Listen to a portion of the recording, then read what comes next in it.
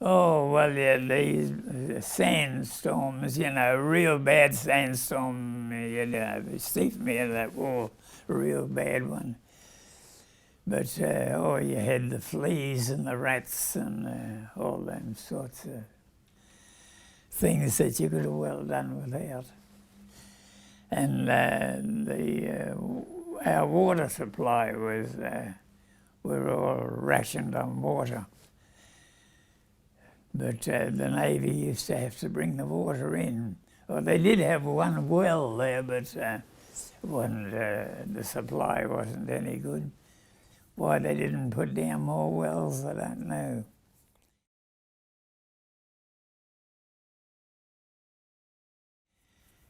But, oh, well, food was hard. A lot of fellas lost a lot of weight, but I didn't lose much weight. I didn't lose any. But they had what they'd call them dog biscuits, square looking thing like that. And they were as hard as the hobs of hell. But there was a lot of goodness in these things. And if you could scrounge your milk, pinch it, and put the dog biscuits in your Dixies and put a bit of milk on them. They were like porridge in the morning, and they made them a lot more palatable. And I'd get 3 or 4 fellas, and we'd go down to the tucker dump, and I'd drop one fella off there he'd go and talk to that guard, and I'd go down there and drop another fella off, and he'd talk to that guard, and the other couple would get into the tucker dump and put them on the ute or whatever we had, and head back to our digs, which was on the blue line, and you'd get a bit. You had a bit of milk. You pinched as well, and on the blue line, if you were lucky, you get down to having a swim now and then. You know, that's about the only good. Wash your head in salty water. And the night time up onto the red line, they used to bring up stews in hot boxes, and they used to bring them up so far in vehicles when they got the vehicles, and then they used to carry them from there into the front line for the fellas to have a warm meal of all sorts of different concoctions. Yeah, they'd feed you on the one thing till everybody was sick of it, and then they'd change the diet. And like rice, they reckon they must have found a big stock of rice up in one of them pyramids down there. And they were feeding them this rice for months. Because, it was handy and different. You put it into stews or curries, or chucked a few raisins in amongst it, and it was sweets and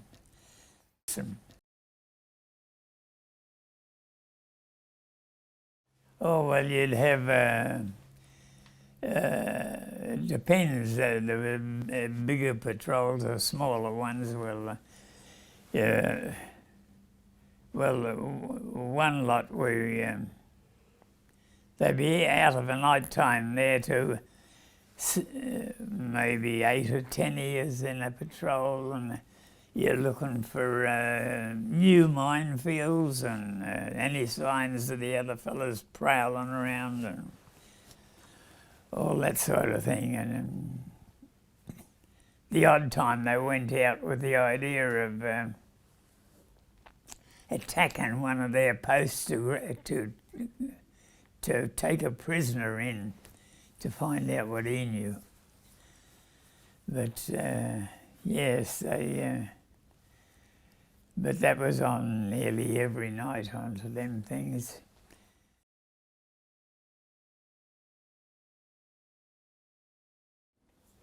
After Tobruk,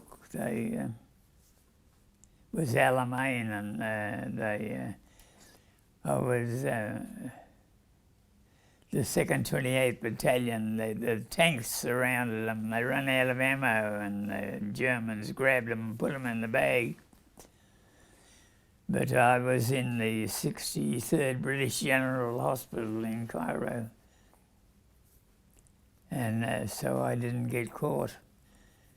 But when I come back, they'd reformed the battalion, but my mates, they were all in the anti-tank, but so I went into a different mob, the guerrilla platoon, and we used to go out prowling around every bloody night with, you know, those special glasses of what you see. But that was Allotments.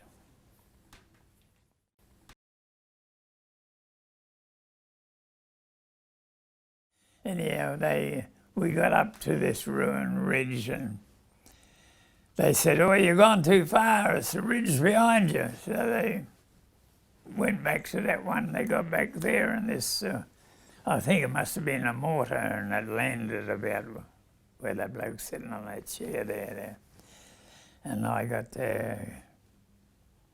one in the wrist there, just about, only a little bit. But another one went into that foot there. They had to needle it and play the fool and fish it out. Yes, and the one in the wrist was not bad.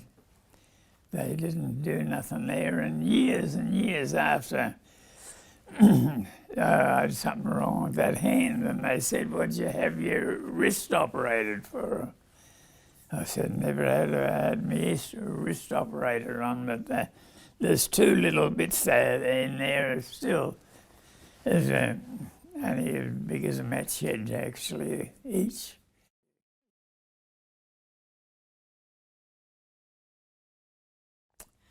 One of the worst parts about it, a lot of the fellas, they made an allotment to their wives or girlfriends or mothers or whoever. And some of them only left themselves a shilling a day, which was only 7 shillings a week. But when you were out of the line, if you went to the canteen, well, your shilling a day didn't go far. But and if leave came up, well, a lot of them didn't have the money to go on leave. But I didn't have no allotment, and the extra shilling a day soon mounted up as well. So I always had money in the pay book. So if leave did come up, well, I was able to go. Which was, I went to Cairo one time for a week, and something happened in the desert, and we had to stay for another week.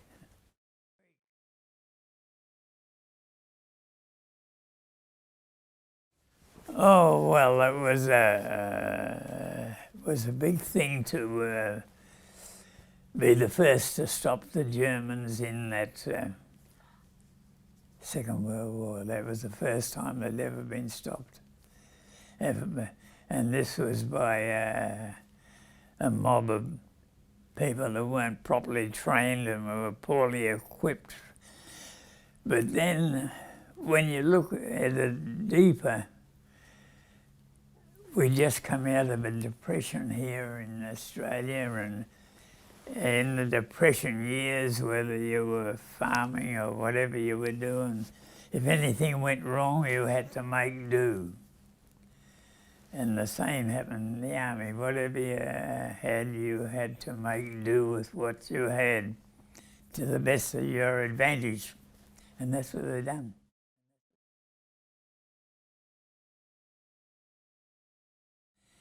And another time there on the Finch Haven, one of our companies got cut off, and they sent a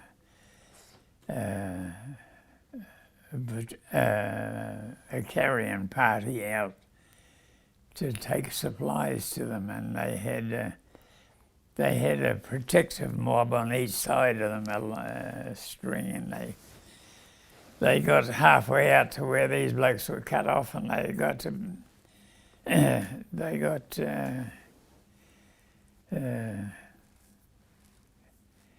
the Japs had a trap set up for them, and they opened up and they killed 3 or 4. So the others retreated back, and the following day they had to go out again. And then there was the main carrying party, and then a party on each side for fighting patrol. And I was in charge of the one on the left-hand side, another fellow on the right-hand side. But we took, the padre came out with us for the, and a couple of fellows with shovels to bury the blokes that had been killed. But the padre was a fellow named Ben Holt. He was a big, tall fellow, you know, about 6'2" or something. He was a pom, but he wasn't a bad one. And he was real bald. And we were burying these fellas from the day before. And he got halfway through the service, and up in New Guinea they have them big butterflies, you know, with big colourful wings about that big. And he was halfway through his service, and this big butterfly come and perched on his bald pate. You know, so there's always two sides to wherever you go. You know, very serious occasion, and something like that comes out. Well, you have to look on the bright side. It's no good looking at the other side of things. It's, you know, you start to worry, and worry kills people. Yes, but he got killed up there, that padre, yeah.